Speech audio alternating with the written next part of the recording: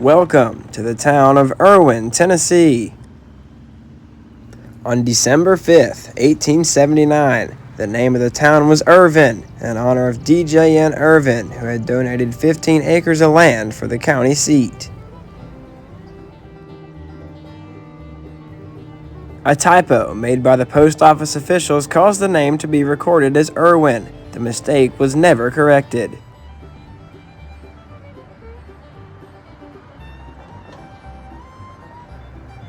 Erwin earned some notoriety in 1916 when the railroad was involved with the execution of Mary the Elephant, which is rumored to be buried under the rail yard. In the modern era, Irwin is famous for whitewater rafting on the Nolichucky River. The Irwin Depot operated as a passenger terminal between 1925 and 1954, when passenger service was halted on the Clinchfield.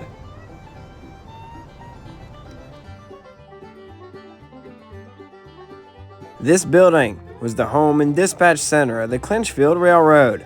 The Clinchfield Railroad was the last Class I railroad built east of the Mississippi River. The Clinchfield was 277 miles in length. The railroad stretched from Elkhorn City, Kentucky to Spartanburg, South Carolina. Not only was the railroad successful at its original purpose of hauling coal, but it also became a major bridge route for manifest freight. In partnership with the Atlantic Coastline, Seaboard Airline, and the Chesapeake and Ohio, it connected the Midwest with the Southeast. This little railroad had become a major East Coast rail corridor. In this documentary, we'll follow the railroad between Irwin, Tennessee, and Bostic, North Carolina. As we follow the railroad, keep in mind that you'll see different trains in different directions at each location.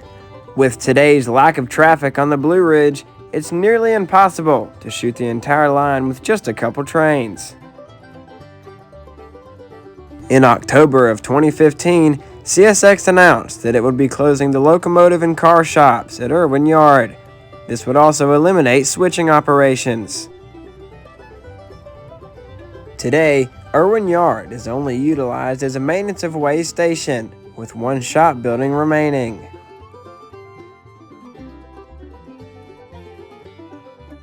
As of 2024, the south end of Irwin Yard is only used to tie down road trains. Alrighty, let's get this show on the road. We're set up in Irwin Yard for our first train, this one being northbound M692. This particular M692 would be sporting CSX's Western Maryland Heritage Unit.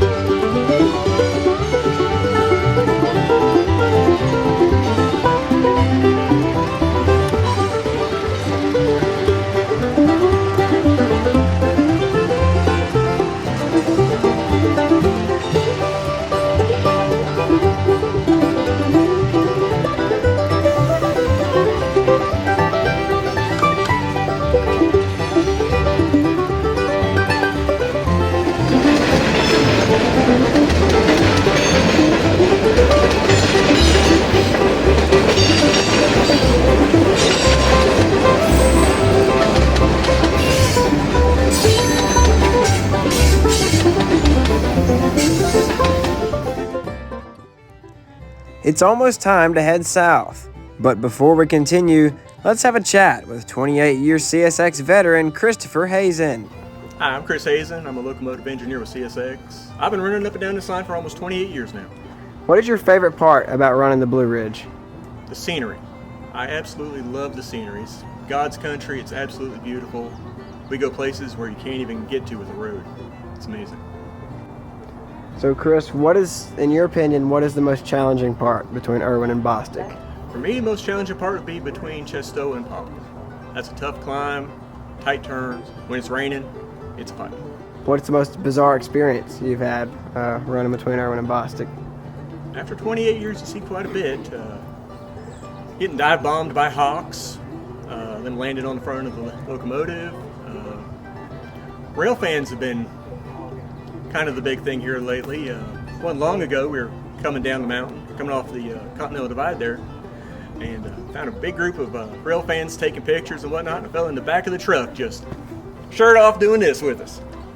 Made our trip. We laughed about it for a week. It was hilarious. I love the rail fans. They're fantastic.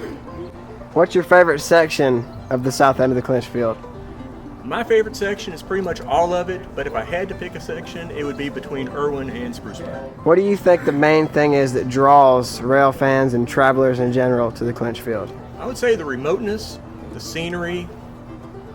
You never know what kind of motive power we'll have. We get foreign power through here occasionally on different things that just surprise everybody, and folks come out of the woodwork for that. And I think they're here for the cruise too. We've got some of the best crews around. Well, thank you, Chris, and we're glad to have you in the video. I appreciate it. Thank you. Moving south from Erwin, we find ourselves in Unicoi Springs, Tennessee. Unicoi Springs is home to the 684-foot-long girder bridge. This bridge spans over the Nolichucky River.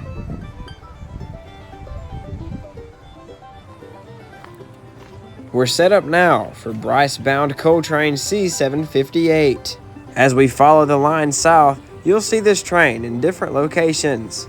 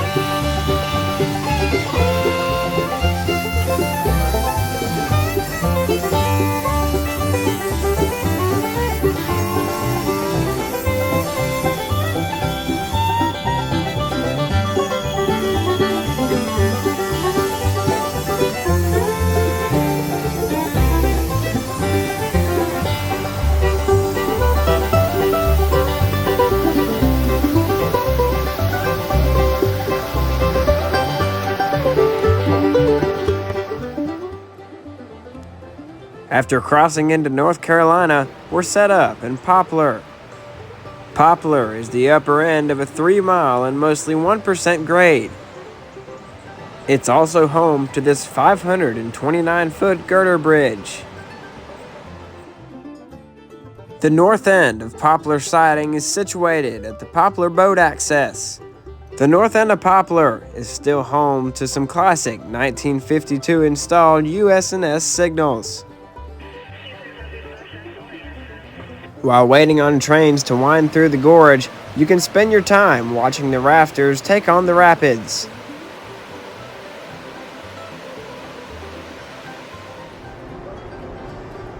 Enough talking, and let's get back to the trains. We're set up at the north end of Poplar for southbound M653. Right now, our train's pulling hard as they crest the 3-mile grade across the Nolichucky.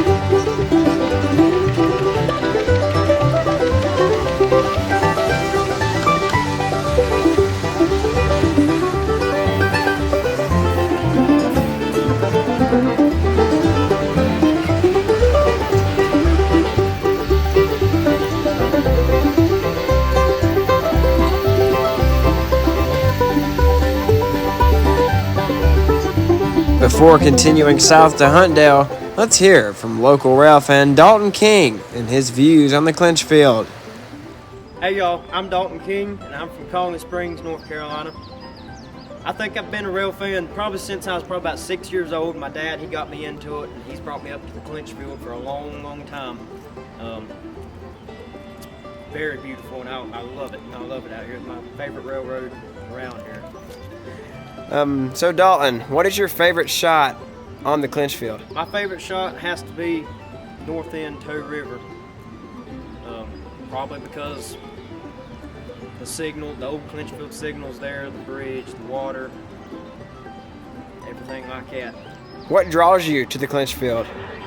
The mountainous territory, the scenery, the terrain. I just love it out here, just seeing the daggone trains paddle the hills and all that. And it's cooler up here. It's a lot cooler. It feels great right now, by the way. It's hot. I love it. Well, thank you, Dalton, and thank you for riding us around today. Yes, sir. You're welcome. Still continuing south, we're set up in Huntdale, North Carolina. At an altitude of 2,058 feet, this western Mitchell County community gets its name from a man whose wife, Dale, frequently ran off. As he wandered the community looking for Dale, he told the neighbors that he was off to Huntdale. Since that time, the community has been known as Huntdale. Huntdale is home to one of the most famous shots on the Blue Ridge subdivision. This shot includes the Toe River Baptist Church. The Toe River Baptist Church is situated just 50 feet above the Blue Ridge subdivision main line.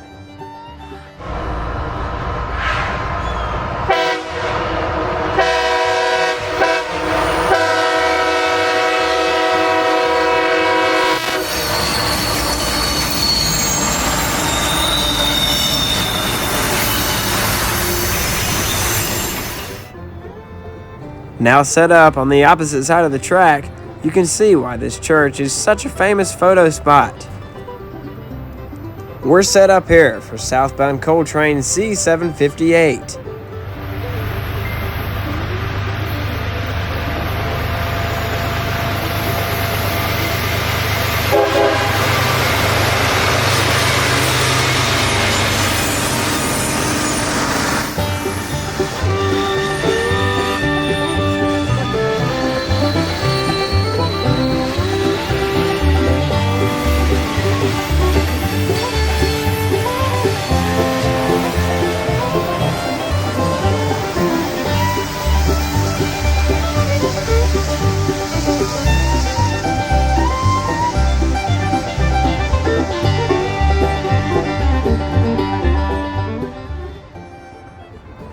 Continuing our journey south, we're here in Pigeon Roost, North Carolina.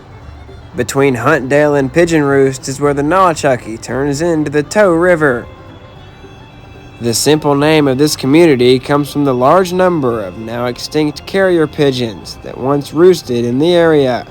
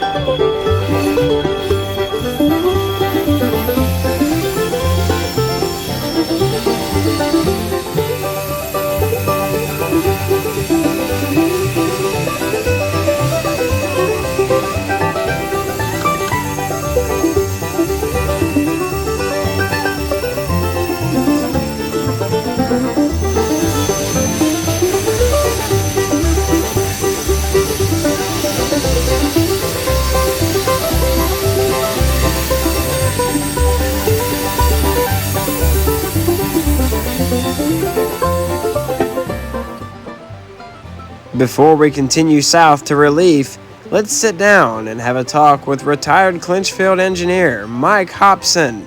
Good afternoon. I'm Mike Hobson. I'm a retired locomotive engineer with the former Clinchfield. I hired on as a brakeman in September of 1981. Was promoted 2 years later. My engineer seniority date was August the 1st of 1983. I had a 39-year career on Clinchfield. Starting from 1981 until 2019, I retired a 39-year service. Railroad for me, Clinchfield Railroad, it was it was a childhood ambition. I grew up here in this community of Red Hill, and the railroad's only half a mile away, so I grew up listening to the trains. I remember a lot of the F units, GP7s, GP9s, all first generation diesel power. What is your favorite part, Mike, about running the Blue Ridge? You know, going up and down this river, there's 50 miles of trackage from Irwin to just past Altapass, Toe River siding. There's just almost exactly 50 miles of trackage. And it was always fun to go up and down where my old haunts were as a child growing up here and being able to look at, run an engine and wave at all my neighbors and friends that I grew up with here. And, it's very scenic. I enjoyed that. In your opinion, Mike, what is the most challenging part of the line between Erwin and Bostic? I think any Clinchfield engineer will tell you that handling tonnage trains, coal trains, grain trains, any engineer out there will tell you the most challenging part is handling a train down the Blue Ridge grade from Altapass to Sevier. After you get the hang of it, it becomes second knowledge. There's nothing really to it after you have some experience, but the trick of handling a tonnage train down through there is getting the brake set up at the top of the mountain at Altapass. As the more your tonnage comes over the grade through Ridge Tunnel, you've got your brake set, then you go into dynamic brake if you have them. What is the most bizarre experience you've had running a train between Irwin and Bostic? There's a lot of them, Nathan. I look back on it. Probably one of the most bizarre was probably 1994, as I remember. And there was a blizzard, extreme cold conditions all over the East Coast, even down to Jacksonville. And I can't remember the exact date, I won't say it was maybe in February of 94. Anyway, it was so cold on the East Coast, it was so cold in Jacksonville that the coolers in the computer room at CSX in Jacksonville, the coolers would not operate. And the computer system, dispatching system, everything just shut down. Wouldn't work. And I happened to be at Kona that day I think I was on Q696, we called it at the time. Anyway, we were at Kona, of course we were stopped on reds. There was no communication with the dispatchers. Luckily, I knew enough of the locals there at Kona. I got off the engine, and I went to a friend of mine who lived there close to Kona and got on Bell telephone and finally got a hold of our dispatcher. And the dispatcher said, "Man, I am glad you called. We have no contact. We're out of touch with everybody." He said, "I don't know how long you're going to be there." So anyway, we sat there like 26 hours waiting on the computer system to move back up in Jacksonville. What do you think draws rail fans and just travelers in general to the Clinchfield? I call it like the localness, the warmness, the friendliness of the crews. It's like more of like an old-time mountain railroading, and a lot of that has carried on with modern-day crews today. There's still some of it, not like there used to be, but there's still some of it. Well, thank you, Mike, and we've had a great time listening to some stories, and thank you for being a part of the video. I'm happy to help out. Thank you. We're now set up in Relief, North Carolina.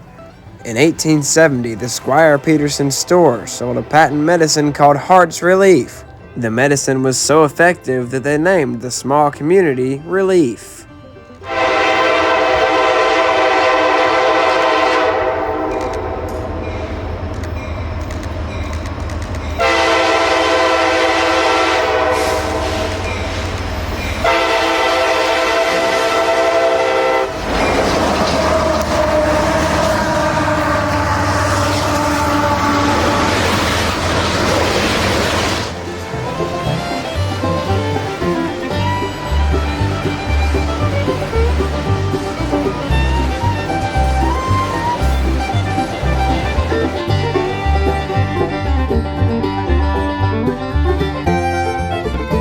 Welcome to Green Mountain, North Carolina.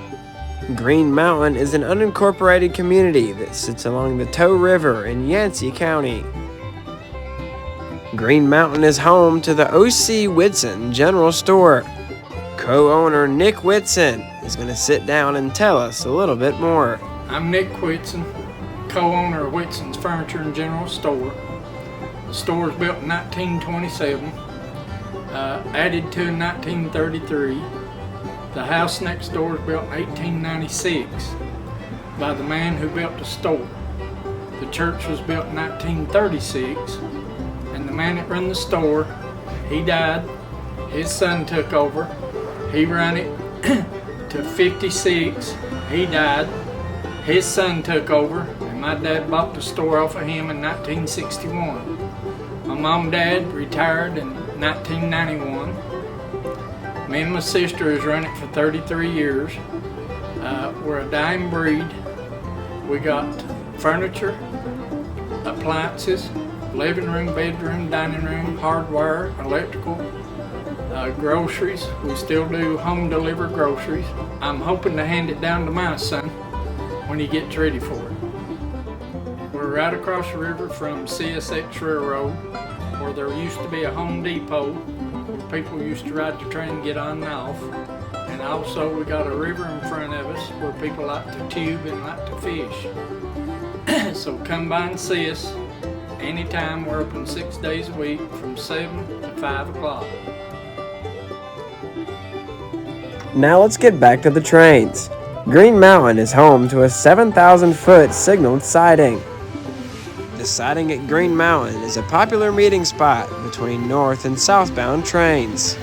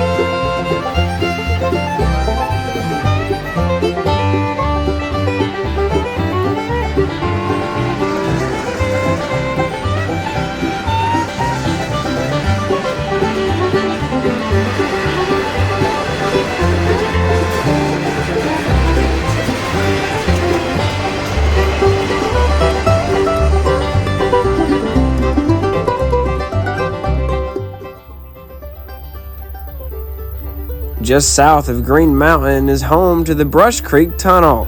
Here we'll see M693 heading south with two SD70 ACs in the lead.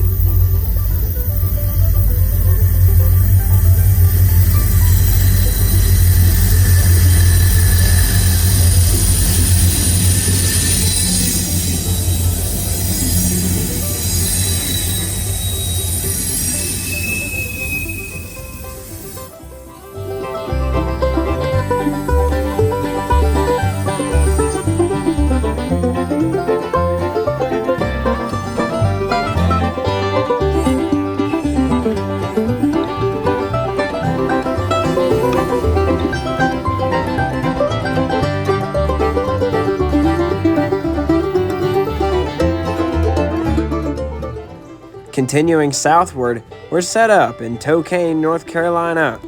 Tocane was once a major stop on the Clinchfield Railroad. Many goods that came into the county by train were unloaded at the Tocane Depot.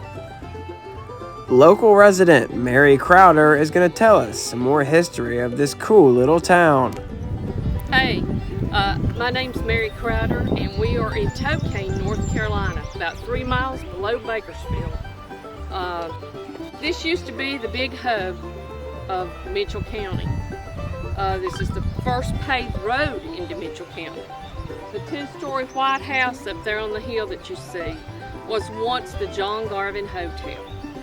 and it was the place where people used to get off the passenger train here. There used to be an old depot that sat right there below where the rocks are, and people would get off the train and they would go up the steps into the hotel, and they would spend the night.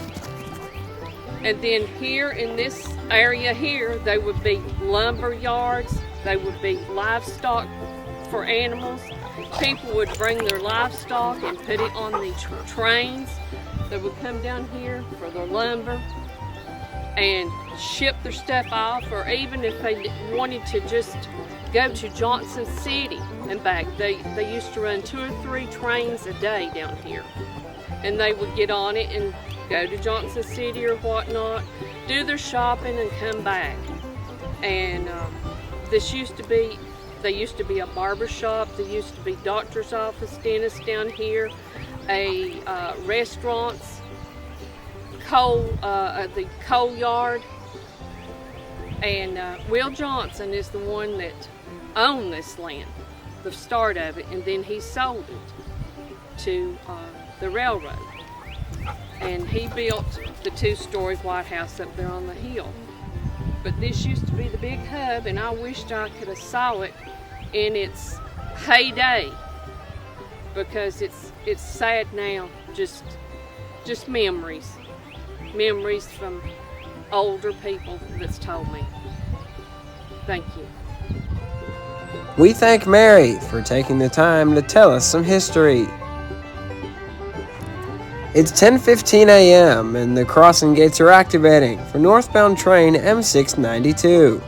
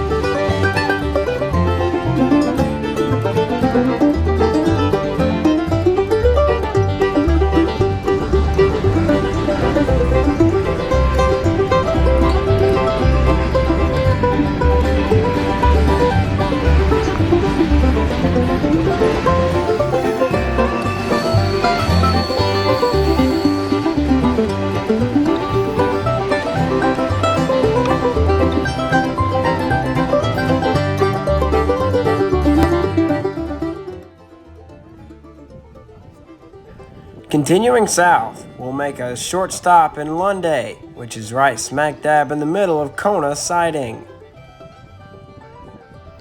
While talking with the kind residents of Lunde, we'd hear southbound M653 rounding the corner.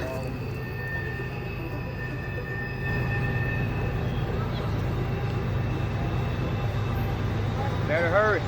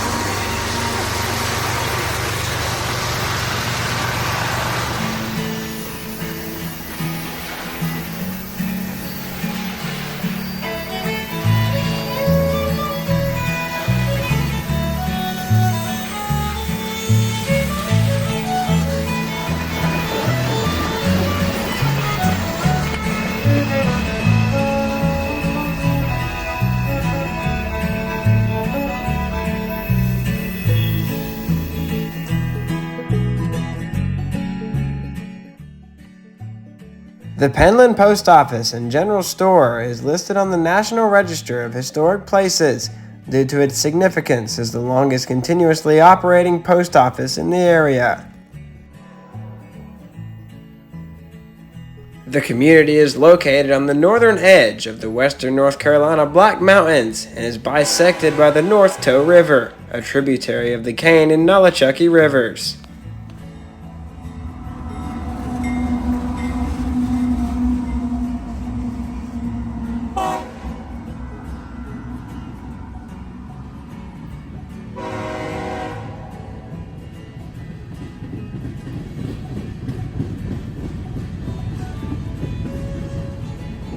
The community is named for Robert Penland, a wealthy local businessman who in the 1850s operated an inn for travelers. The Penland School of Crafts was established in the early 1920s. It's the largest and oldest professional crafts school in the United States.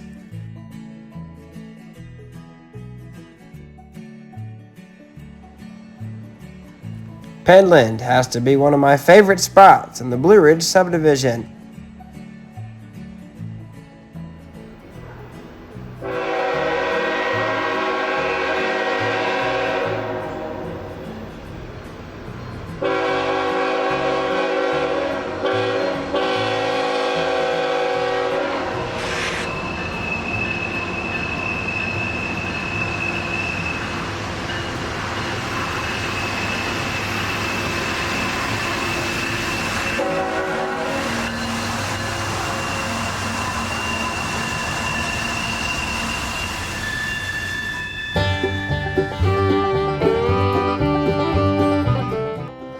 We hope you're enjoying the production so far.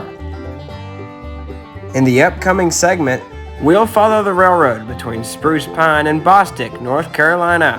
This segment includes the world-famous Clinchfield Loops. I'll see you guys in Spruce Pine after this short break.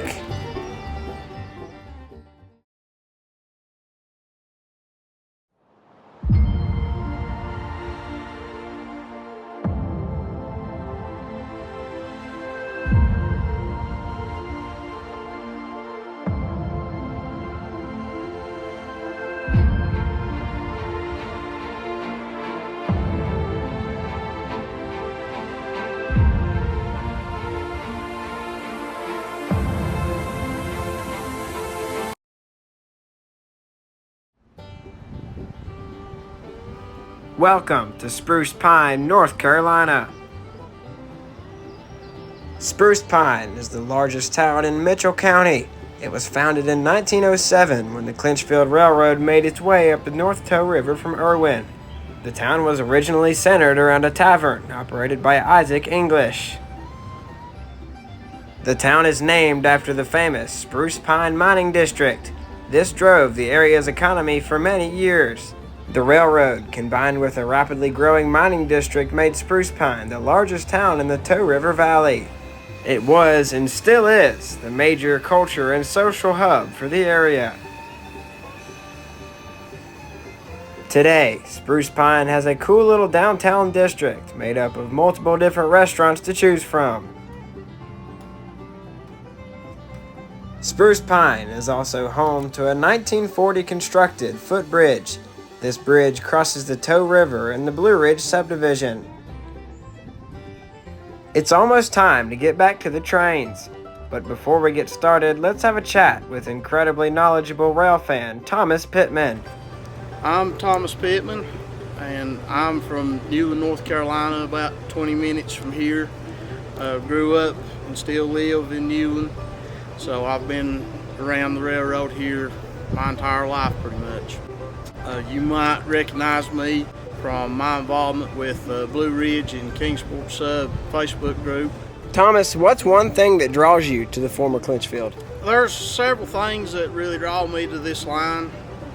I think the scenic beauty of it is what draws everybody initially to it, but there's something about big trains over rugged railroad and just so many good people around, both trackside and on the rails, and it's just a very enjoyable experience to get out here and rail fan this section of railroad. What is some advice for people coming to shoot the line?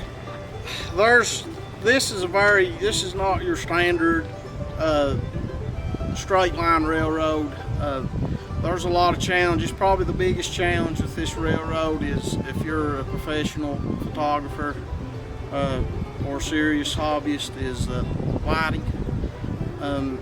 You can travel far enough to find a curve or a change in direction in the railroad to find some good light somewhere, but honestly, probably your best bet, especially if you're a first timer coming to the Clinchfield, you want a cloudy day, just so that you can get the shots that you want, just because lighting is very, very difficult on this railroad. So I know that you're involved with Tanner with setting up the Lunde gap feed. So how does the average person or traveler access that? Right. So probably the easiest way to get onto the feeds, Tanner has got a really great website started called CarolinaRailfanning.com, and there's a lot of great information on that website. We've got every feed in the state of North Carolina on there, so if you're traveling across North Carolina, it's a wonderful resource because you have all the feeds on one page for every line that's available in one spot. That would definitely be, that's the spot I always point folks to, because not only can you play the Lunde gap feed, which is the big feed that covers this area, but you can play the entire Clinchfield if you want at the same time, which is what I often do. It's if you know what you're listening for and know how to pick out the information in it, it can be a very valuable tool using that website. Well, thank you, Thomas, and we're glad to have you on the film. Yes, sir. I'm honored to be on it. We're set up on the Spruce Pine footbridge for southbound train M653. As Thomas previously mentioned, the lighting here on this train is a lot different than it was previously at Poplar.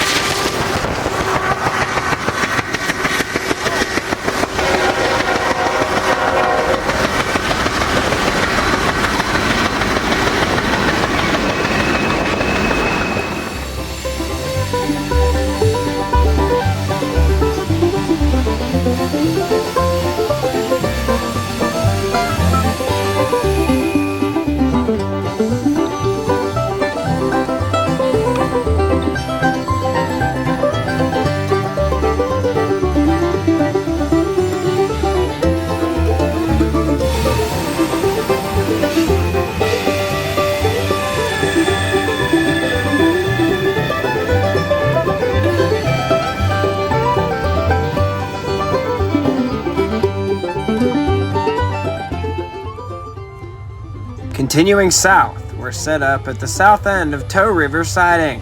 Here comes southbound M693 through Vance Tunnel.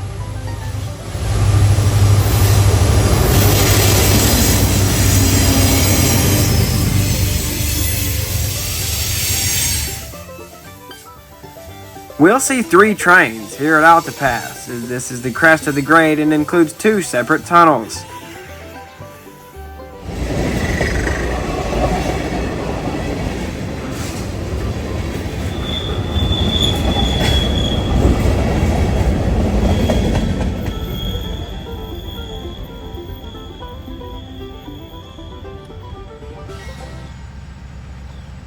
Moving just a measly quarter-mile south, we're here with northbound M652.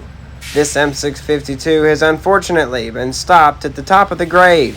This experienced Blue Ridge subdivision crew is going to have to use full knowledge getting this monster 9,000-foot train moving up grade with all head-end power. Sit back and grab a snack as we see if this crew can get this train moving safely.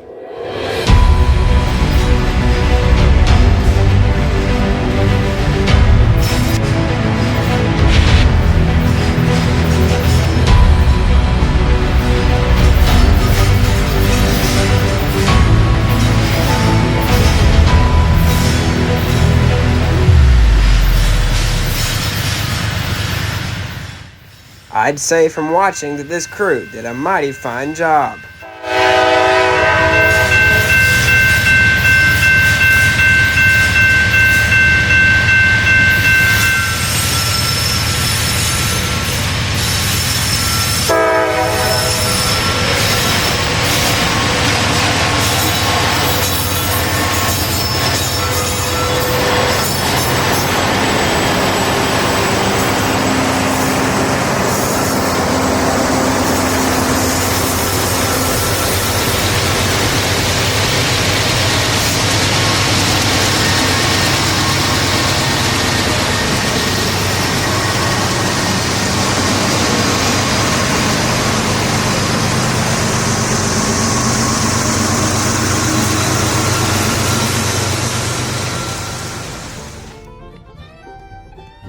We're now set up at the south end of Blue Ridge Tunnel.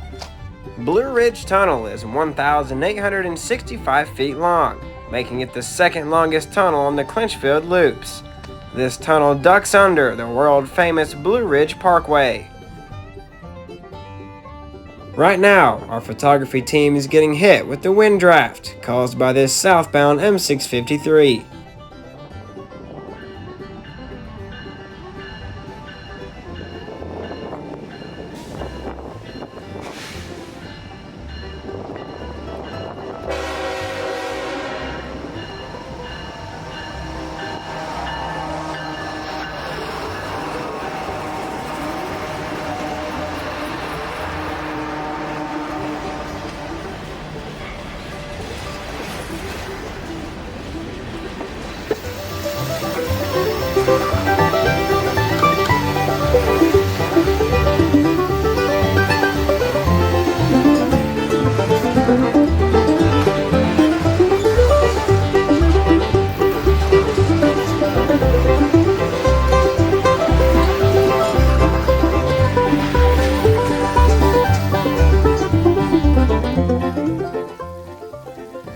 Before continuing south to Camp 2, let's have a quick stop at the historic Altapass Orchard.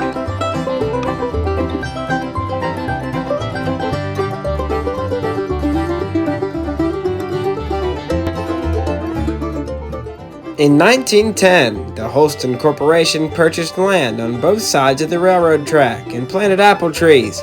The land was ideal, climate conductive, and it offered a potential income and employment opportunity for folks in the area. Today, the orchard is open to tourists traveling the Blue Ridge Parkway. They offer many North Carolina favorites such as dilly beans, Hershey's ice cream, honey, jellies, and so much more.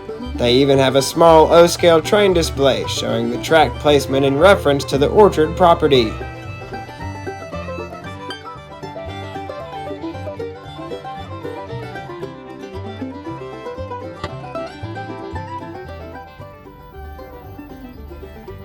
Continuing south from Blue Ridge Tunnel, we're standing atop of the Lower Pine Tunnel.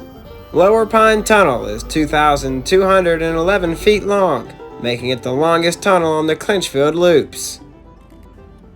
Our train, northbound M692, is emerging from the 341-foot-long Bird Tunnel. This train is climbing the Blue Ridge grade.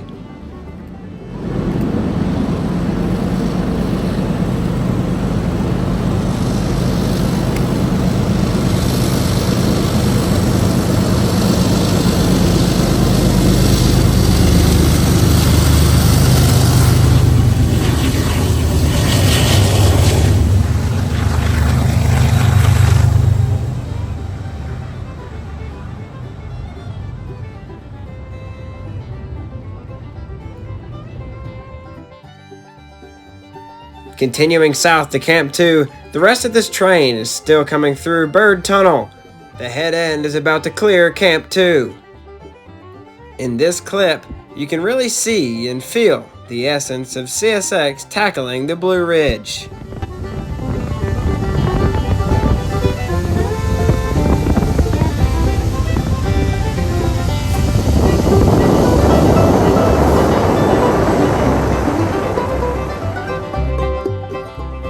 We're now set up on Peppers Creek Road at the Camp 2 crossing. Peppers Creek Road is the only public crossing between Altapass and Ashford. Camp 2 was one of 7 construction camps built by the Clinchfield Railroad between 1905 and 1908.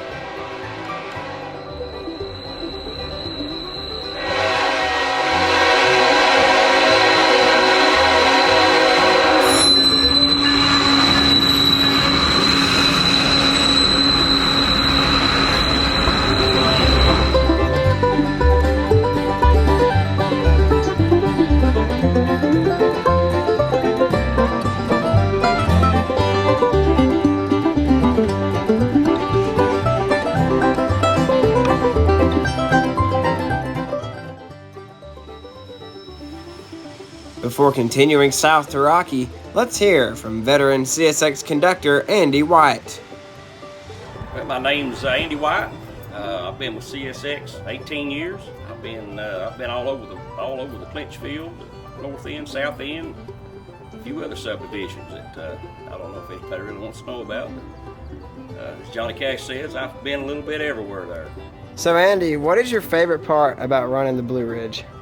I tell you, you know, it is that everybody out here, you know, say they got different things they like, but I think my biggest thing is just, you know, going through the gorge, you know, running them trains up through there, hearing the wheels squall and you know, the leaves and everything in the fall of the year. You're not going to find a more beautiful place. So I'd say that's probably my favorite place to run is up through the gorge.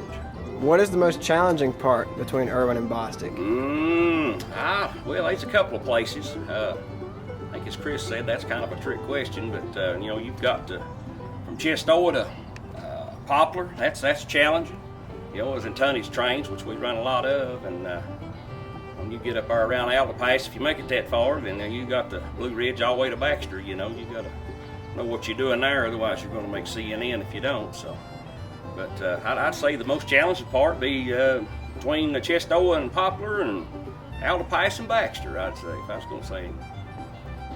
What do you think draws rail fans and travelers in general to the Clinchfield? Just the nostalgia. I think of the Clinchfield. You know, it goes back well over 100 years, and just the, you know, the construction and, you know, what they was able to accomplish. You know, building the tunnels and stuff. And I think it's just the nostalgia more than anything. And then, you know, here recently, CSX actually come off some of that molded money and got some of these heritage units running out here, and I think that brings a lot of folks out too.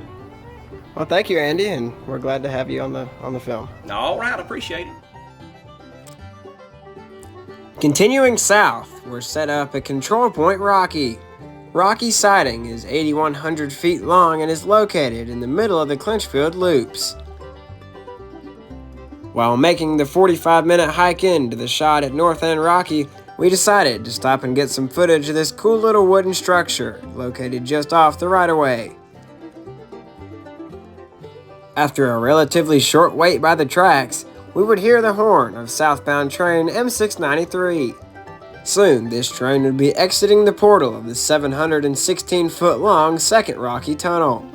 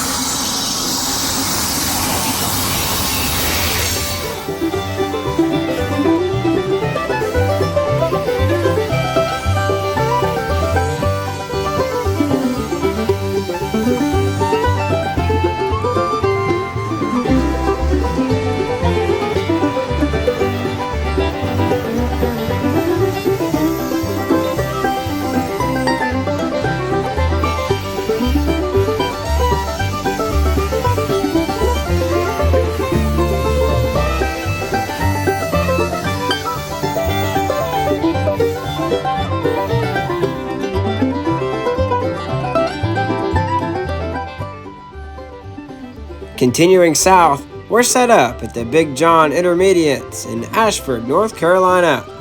Ashford is also home to the classic US&S signals. Right here is where trains start their 1.2% climb to the top at Altapass.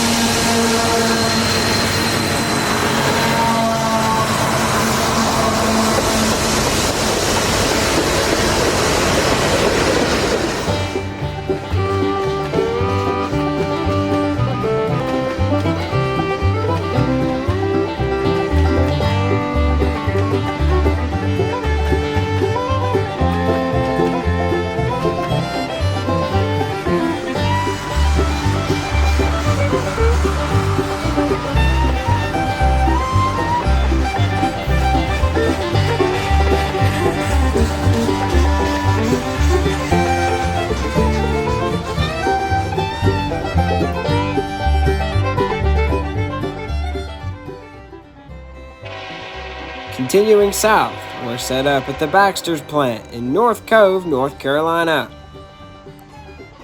This plant is served by Bostic local L248. This train occasionally brings in plastic pellets via covered hopper.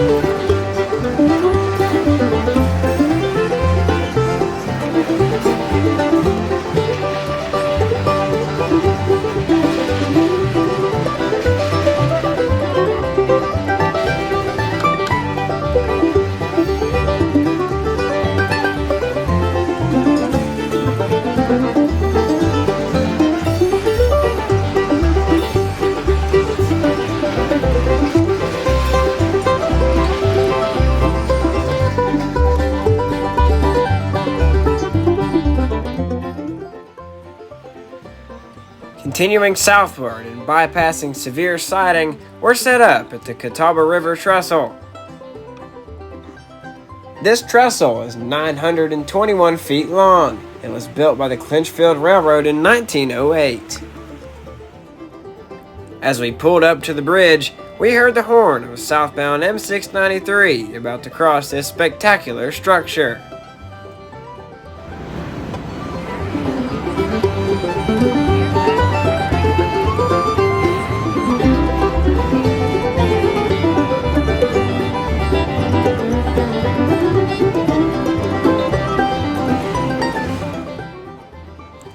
This bridge has to be one of my favorites on the entire Blue Ridge subdivision, but it's just about time to head southward to Marion.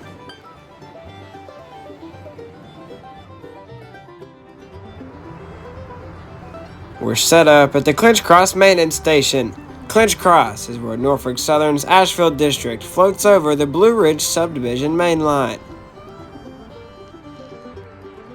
Clinch Cross used to be a main station where Norfolk Southern and CSX would trade time freight. Today, CSX uses it as a maintenance of way hub.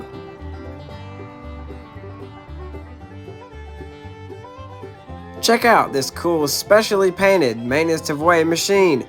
This machine is painted to honor our veterans. It's almost train time as we hear the horns of northbound M652 in the distance.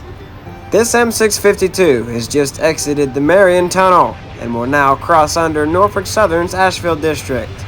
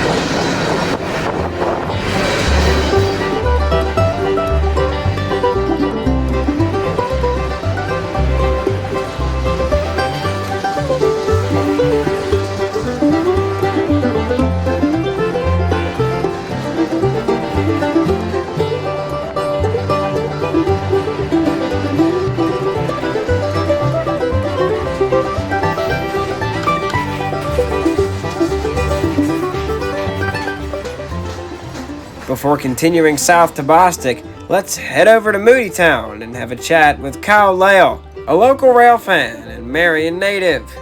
So Kyle, why do you prefer here at Moodytown over other spots around Marion? Well, the obvious, to me anyway, is geographical. It's very close to the house, and we have the 225 defect detector south and the 215 defect detector to the north, and I can listen out for each one of those defect detectors, and I have enough time to get over here and get set up for the train. So what makes the area of Marion like sentimental to you, I guess? Like, I guess you've grown up here. Yeah, I grew up in the same house that I'm in now, over on the S line, with the SB line, what most people refer to as the P-vine. Came through the middle of my yard, so I kind of growing up mowed grass on both sides of the railroad there, and that's what got me interested in trains and chasing trains. And I was introduced to Floyd Bruner at a young age. Lived over in East Marion, and he started taking black and white pictures in the early 40s, if not mid to late 30s. And on Sundays he would let me come over, and I'd spread these pictures out all over his front porch. And most of the pictures that he took was on the Clinchfield and Steam, and Moodytown here was featured in a lot of his pictures because, same as me now, it was close to his house, and he could make it over here when he heard the train coming to take his pictures. What makes the Clinchfield special to you? What is your favorite part of the Clinchfield? How it was built, and the locomotives that they run, the mallets.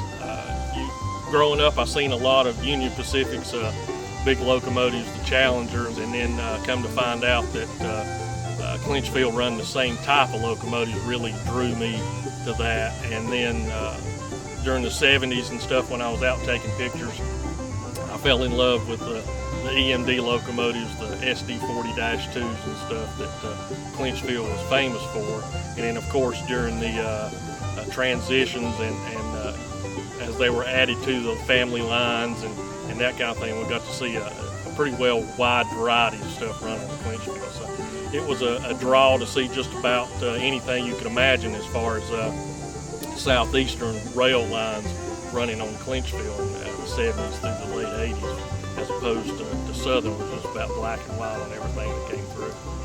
Well, thank you, Kyle, and we're glad to talk to you. Thank you. For one final shot before we enter Bostic Yard, we'll see northbound M652 departing Whiteside Road.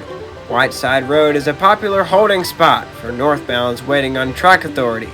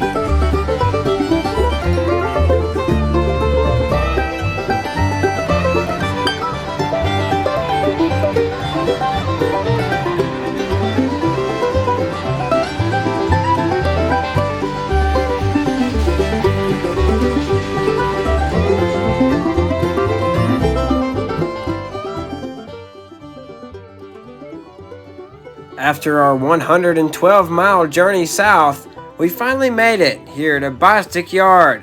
From here, trains can take the Charlotte sub eastbound to Charlotte, or continue south to Spartanburg, Augusta, and eventually Waycross. Bostic Yard is home to a duo of local jobs, both using the same set of power. The town of Bostic was established in 1893 and is home to the Washburn's General Store, the oldest consecutive family-owned and operated retail business in North Carolina. The area was originally named Black Oak, before being named Bostic and eventually Bostic. It was named after George T. Bostic, a prominent businessman and member of the community. His son, William Bostic, became an accomplished doctor and researcher of infectious disease. Thank you guys for watching, and I hope you guys enjoyed the production. And I'll see you guys in the next one.